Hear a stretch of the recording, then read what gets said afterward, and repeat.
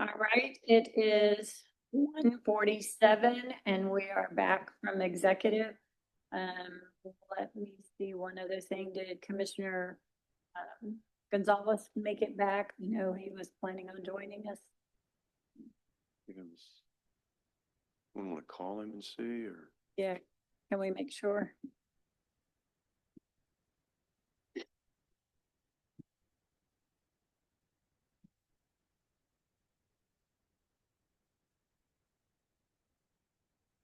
Not in Zoom at the moment. Yes, we're calling him. Thank you.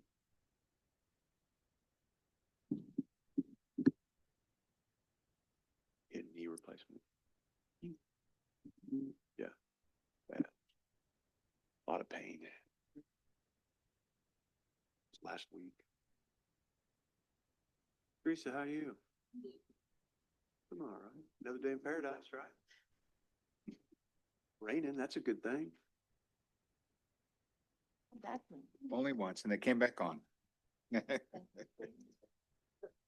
city, I mean. Not everywhere. It was pouring here. Holy cow. Yeah. It won't be in the watershed. We know that. No. We need to just like come up with another one. Ridiculous. You're one. Oh, what? Oh, Is it working? well, no, but it's, they're building it, right? The drainage. Oh, it's done. Okay. Yeah, yeah. They do. Oh, no, that's 286 extension. That's all that Yeah. they're extending? Yeah. That's, I don't know how long that's gonna take. That could be the rest of our lives. I don't know. Yes. Yeah, true. Yeah, but that's moving too, though. Yeah, no, they're, Yeah, at least they're it's going like fast. I mean, you know, I'm sure some of the rain has slowed down. They're trying to make up for how long it took to build the bridge. Not open, not open yet. I heard the northbound lanes are open. I'm not going over that bridge. I'm not either for a while. I'm gonna let y'all go over it for a while. No, mixed out. It wasn't bad. It was pretty cool. I am bummed I didn't go, but I don't like. Okay, it looks like Commissioner Gonzalez is getting it.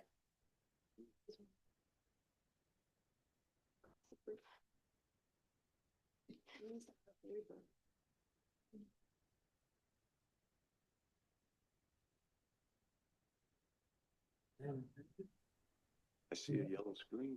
You see your screen, Commissioner Gonzalez, if you can put your camera on. I'm sorry. Okay. Oh, man. To turn this on in the bottom, Only if you want to. say something. All the time. We can hear you, we just can't see you. Oh, now you can? Yeah, yes, sir. Thank you. Okay, we said it was 1:47 a while ago. We're already back in from executive session.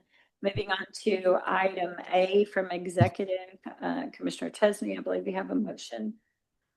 Judge, yes, I would move that we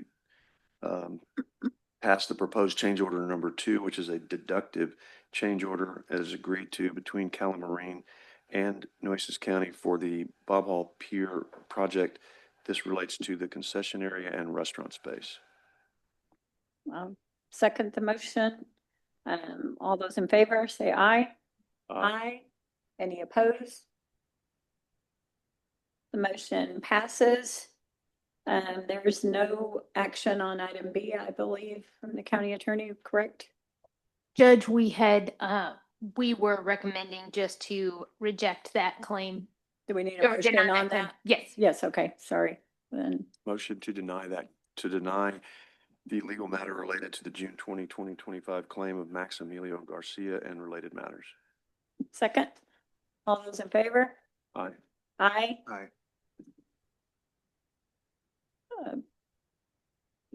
The motion carries unanimous, sorry. Item C. Aye. Oh, thank you, Commissioner. Judge, I have a motion to direct Public Works Director to issue the addresses as requested by Sagebrush Holdings LLC and direct the county attorney to file notice with the county clerk for each of the 12 parcels that the addresses are being issued pursuant to local government code 232.0015 subsection F, and that no roads will be built by the county ever unless there is proper platting or maintenance, that no roads built without platting will be accepted for maintenance unless and until those roads and drainage conform to requirements of the county or county roads and drainage, with the intent being to clearly put these buyers on notice that these will not ever be county roads based on the way they are being currently built. second, We have a motion and a second. All those in favor say aye. Right. Aye. The motion carries unanimous. On item D, I have a motion to proceed with the sale of 316.585 acres adjacent to the Richard M. Borchard Fair Regional Fairgrounds to the Port of Corpus Christi Authority for the fair market value of the property. You repeat the acreage. 316.585. Second. We have a motion and a second. All those in favor say aye. aye, Abstain? aye, So we have three with one abstaining. And I think we may have to, I didn't get a number on this one for number three. Why don't we do your presentation first while I get a job number Yeah, for that one? We're ready, right, We're on 388 for Ortiz Park and, Teresa, I thought 2%. Yeah, Judge, thank you. This item was brought up, just we wanted to give the community an update on all the work that's being put into improving Ortiz Park. We know that it's a highly utilized regional park that's not only used by people from the Robstown community, but all the rural parts of Nueces County and into the Cal Allen area, Blunster areas of the county.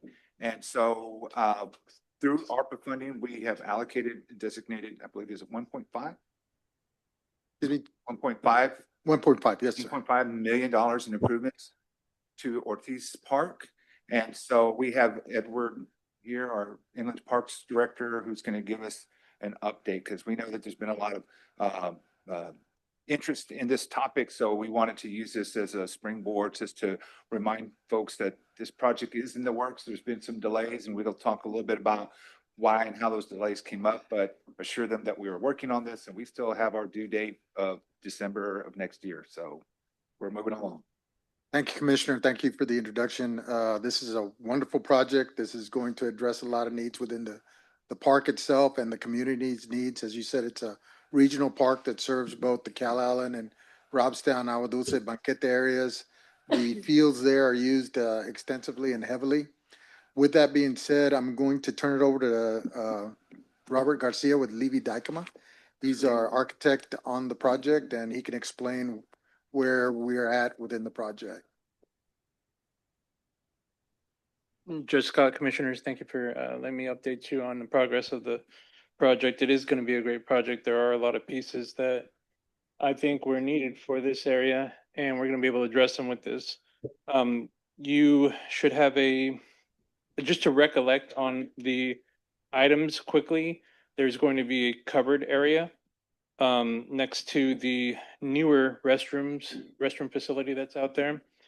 The older restroom facilities are going to be taken down with the sort of gazebo area in place still. And those older non-compliant restrooms are going to be replaced with ADA compliant restrooms. Along with these two pieces, there'll be connections of sidewalk to the parking spaces that are ADA compliant. That way, anybody that gets there that needs those facilities and need that accessibility, it's available.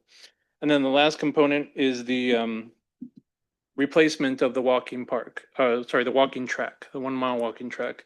It's not a renovation of it, it's a replacement of it in order to address some of the needs that it currently has right now. So that's a quick overview of it. If we go to the next part of this handout that I put together, there is an existing plaque that is on that gazebo. Actually, it's on the restrooms that are being demolished that are no longer ADA compliant. that plaque is going to be, that plaque actually says, I thought it was for the gazebo at first, but it's actually says Robstown County Park. So it was for the park as a whole. So it's important that we preserve it.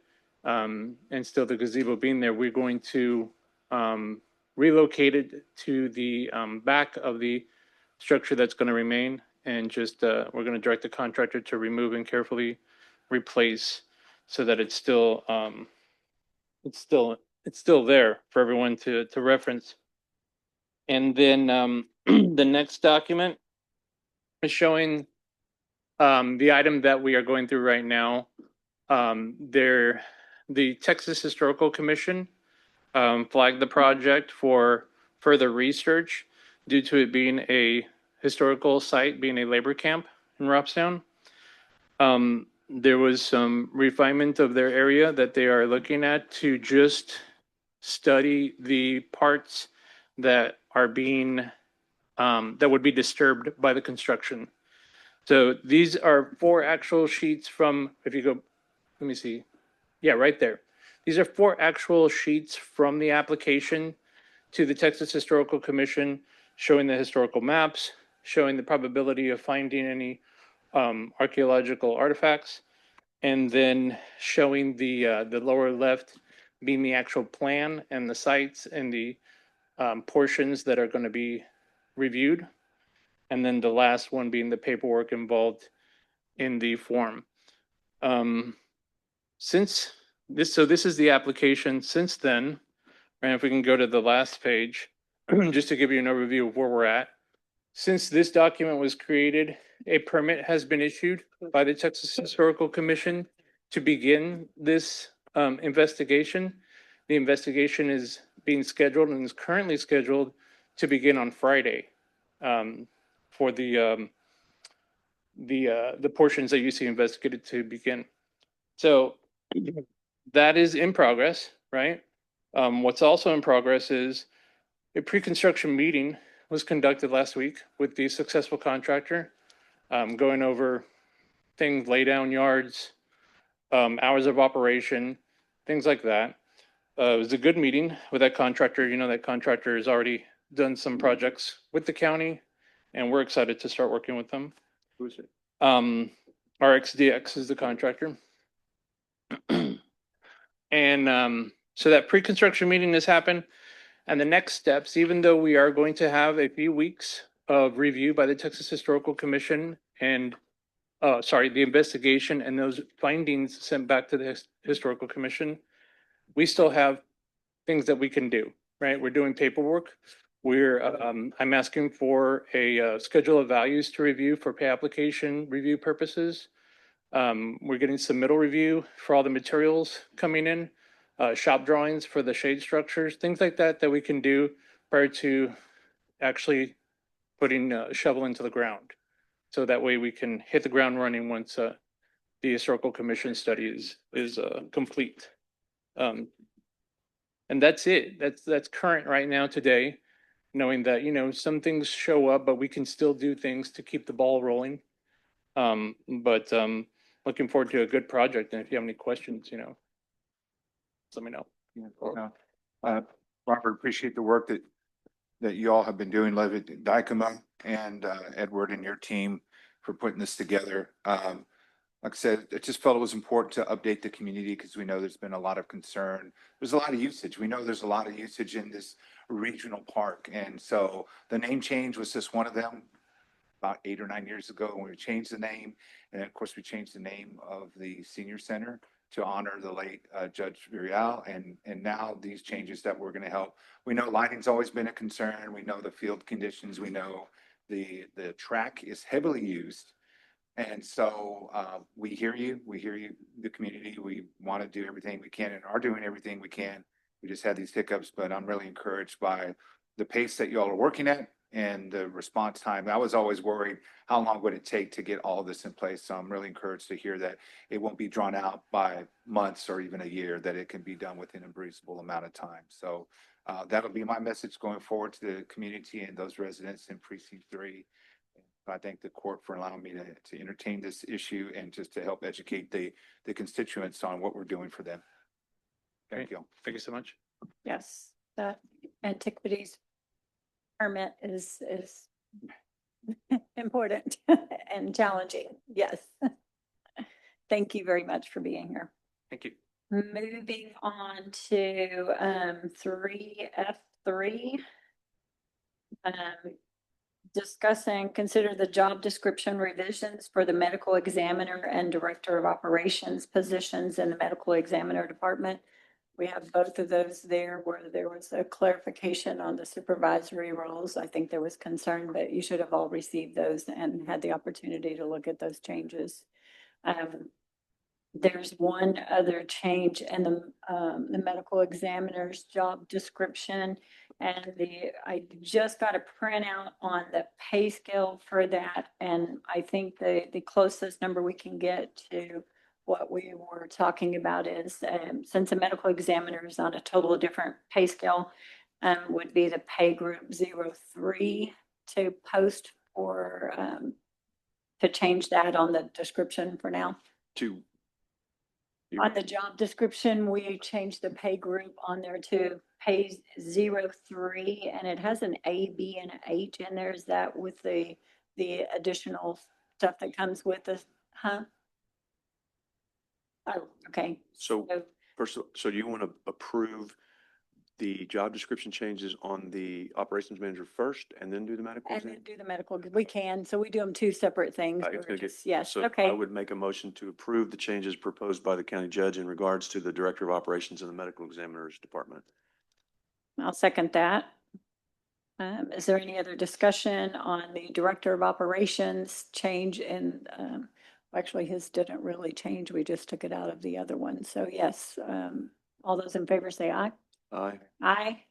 Any opposed? The motion passes. Now to the medical examiner, we have two changes. I think he came back for a couple of things afterwards, but he's out with, Okay. stuff. So he's in and out. We'll move forward. The other thing is the medical examiner's job description and job pay. We are taking out the one line in there. It's shown in your packets what we're omitting. It was in both things and it was causing confusion. And then the position, the best we can come to what we talked about in there, for a first-time person coming in, because you don't have the steps, would be the pay group 03. Just plain 03, Yes, and that reduces it. pay group 03. Okay, so first, let me make a motion to make the technical change as proposed in the language, not including the pay at this moment, as proposed by the county judge. I would make that motion to make that change. I'll second that. All those in favor say aye. Aye. Any opposed? The motion passes. It looks like just the three of us here anyway. The second motion is to potentially, and I guess for clarity and open government, we've asked to do our HR director to go out and see, just check on the prices, the pay scale today's time for medical examiners as well.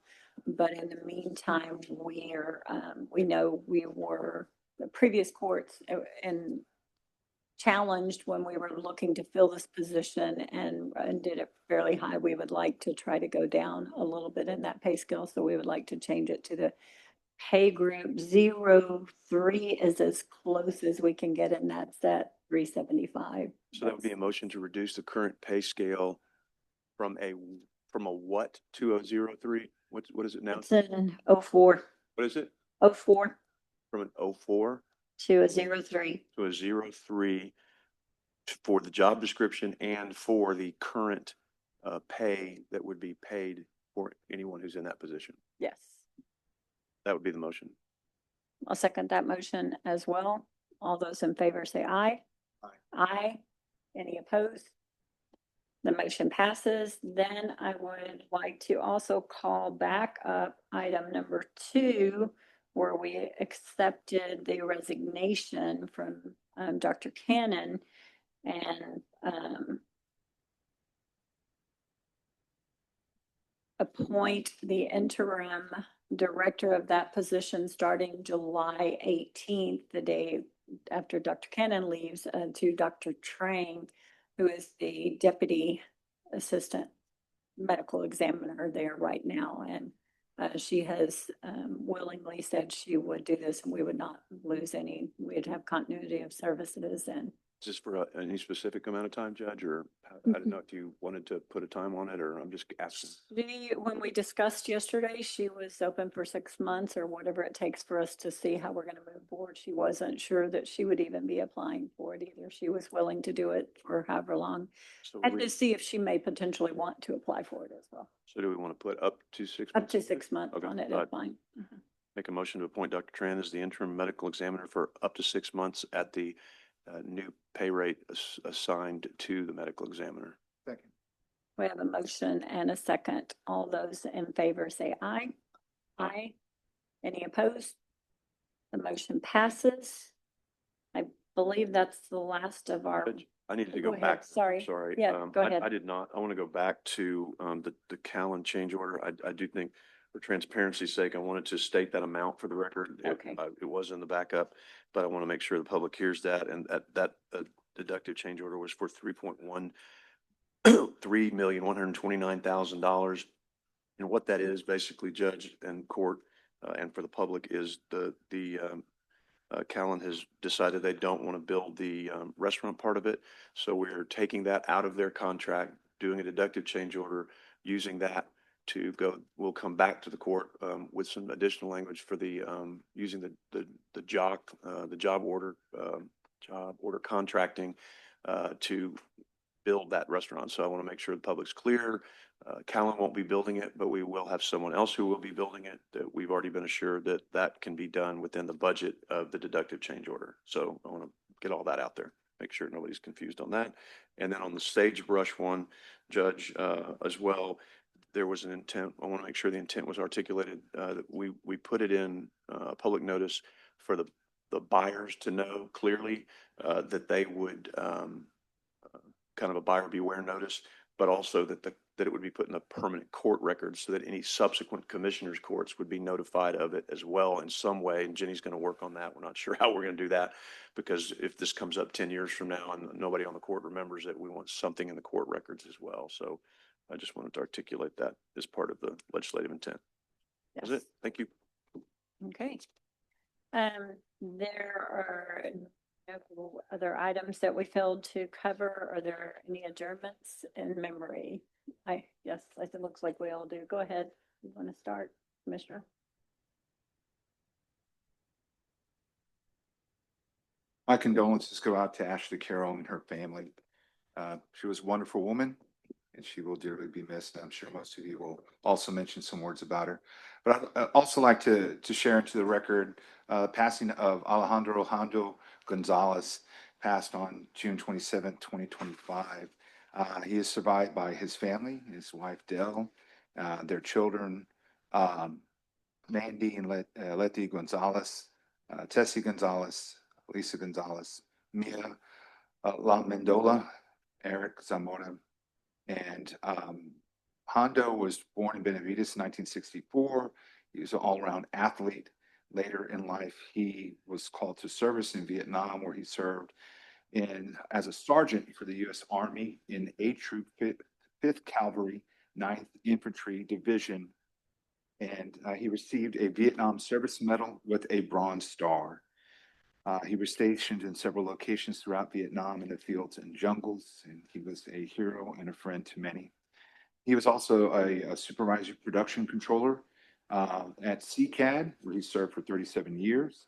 He also volunteered as a service officer for the American Legion Paul Alaniz Post, and he was an active member of LULAC, and he was a graduate of Leadership Corpus Christi 7th class. So family friend. We've known him for many years, and so he will be missed. My condolences to Hondo's family.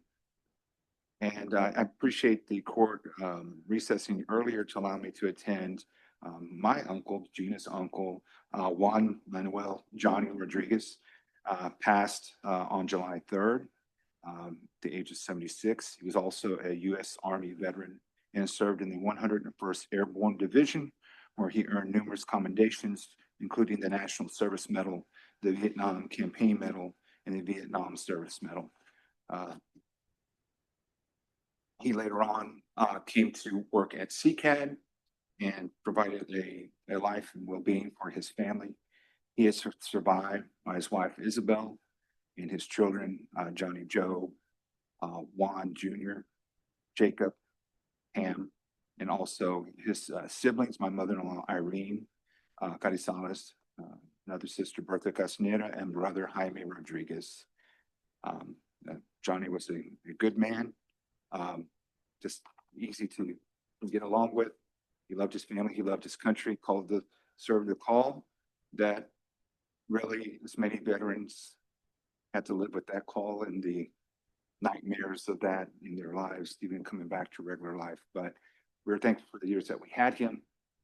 And we're thankful that we had a chance to break today. So once again, thank you to the court for allowing me that chance to break, to be with family, even though it was for a short period, just to be able to say our goodbyes. You didn't want anything fancy, just a small, quick service there at the Veterans Cemetery. And of course, as always, their staff provided wonderful service, and it was a fitting memory for a man who just did his part in the American fabric that we are. And thank him for his service, and we will miss him. Absolutely. Commissioner Chesney? Yes, ma'am. Thank you. I do have the obituary for Ashley Carroll and wanted to read that if I could. Ashley was someone that was near and dear to many people here in the courthouse and here and near to many in Corpus Christi. She passed away peacefully on June 27th, 2025 in her hometown of Corpus Christi, Texas. She was born in 1970 in the same coastal city. Her life was a testament to her enduring faith, courage, and boundless optimism. She was the cherished daughter of Kay Carson Carroll and grew up alongside her devoted brother Christopher Carroll and her loving sister Nicole Burkholder. Her family circle was wide and full of joy, including her brother-in-law Joel, her adored nephew Caleb, as well as numerous aunts, uncles, and a big crazy group of Carson and Campbell cousins who she dearly loved. A proud Longhorn, Ashley graduated with a Bachelor of Journalism from the University of Texas of Austin. Her pursuit of knowledge led her to further education, earning a master's in public administration from Texas A&M University, Corpus Christi. Her academic achievements were a solid foundation for her life of service to her church and community. She was known for her unwavering dedication and work ethic. She was a devoted employee at Hamlin Pharmacy for many years and most recently worked at the Nueces County District Clerk's Office. She loved her job and everyone she worked with. Her commitment to public service was further exemplified by her involvement with Leadership Corpus Christi, where she honed her leadership skills and formed lasting connections. She was a member of various women's organizations in Nueces County and served as an election volunteer on many occasions. Her Christian faith was the cornerstone of her life, guiding her actions and interactions with everyone she met. She was a devoted lifelong member of Corpus Christi First United Methodist Church, along the way serving on its board of trustees and many committees within the church. Among her passions, Ashley loved to bake. Her kitchen was a place of warmth and welcome, where delicious treats were a way of sharing love and creating memories. Ashley was someone who had many, many hurdles to overcome in her life, but she never did it with anything but a smile on her face. Our condolences to Ashley Carroll's family. Second one is Randolph Blake Farenthold, former U.S. Representative for the 27th District of Texas and a trusted voice in the Coastal Bend. Passed away on June 20th, surrounded by family. A fourth generation Corpus Christian, Blake's many endeavors were marked by a consistent theme, unfailing service to his country and his local community. Though he achieved much during his time in public service, his greatest pride was the family he built with his wife of 39 years, Debbie, and he will be remembered most as a fiercely devoted father, husband, and brother. Blake attended St. James Episcopal School and Incarnate Word Academy. He went on to receive a Bachelor of Science degree in Radio, Television, and Film from the University of Texas and a Juris Doctor from St. Mary's University School of Law in San Antonio. He was a consummate innovator with a passion for emerging technologies. After law school, he worked as an attorney for the Clayburgh Law Firm, where he led the firm's adoption of network computing and internet connectivity. Upon prayer and reflection, Blake realized his varied personal and professional experiences were preparing him to serve in the United States House of Representatives. With the support of his family, he decided to run for Congress in 2010 and went on to beat a 28-year incumbent, one of the biggest underdog political victories of our generation. During his time in Congress, he fostered economic growth in the community by securing vital federal funding for local infrastructure projects. He was instrumental in procuring resources to deepen and widen the Corpus Christi ship channel, a project that boosted trade, created jobs, and made the port of Corpus Christi more competitive. Blake will be remembered for his humility, his humor, and his deep love for his family and community. Through the difficult times in his life, Blake never stopped believing in the goodness of others. He had a gift for seeing people's potential and giving them a chance to shine. He was an avid traveler and reader with a thirst for knowledge. He had the ability to understand complex issues and convey them in a way that anybody could understand. He'll be deeply missed by all who were fortunate enough to know him. Our condolences to the Farenthold family for the loss of Blake Farenthold.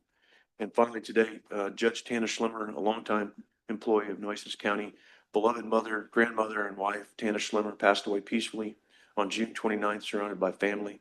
While not native to the coastal bend, she was a resident of 49 years, well known within the community and loved by many. Her greatest pride was the family she built and raised alongside her husband Ronald of 59 years and the time she spent with her grandchildren.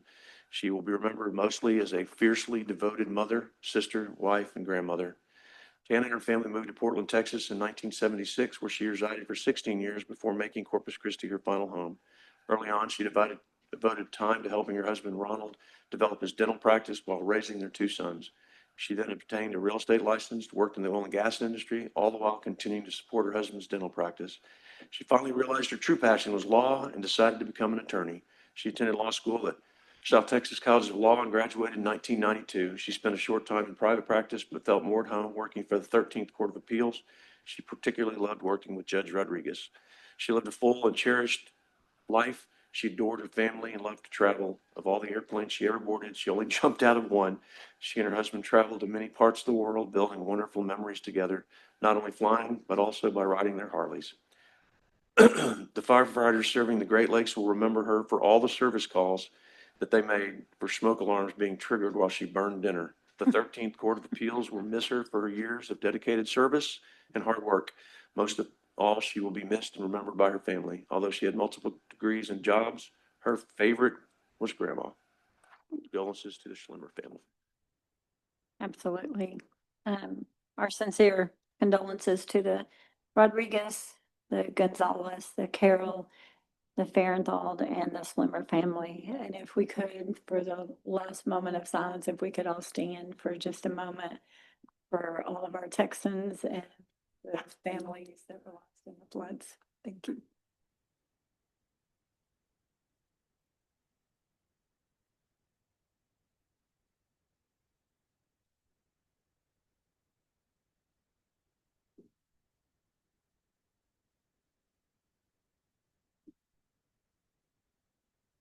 Thank you. Our thoughts and prayers are with each of these and all of the families during that. So thank you very much. We are done for the day and it is, what time is it? 2:19. We are adjourned. Thank you.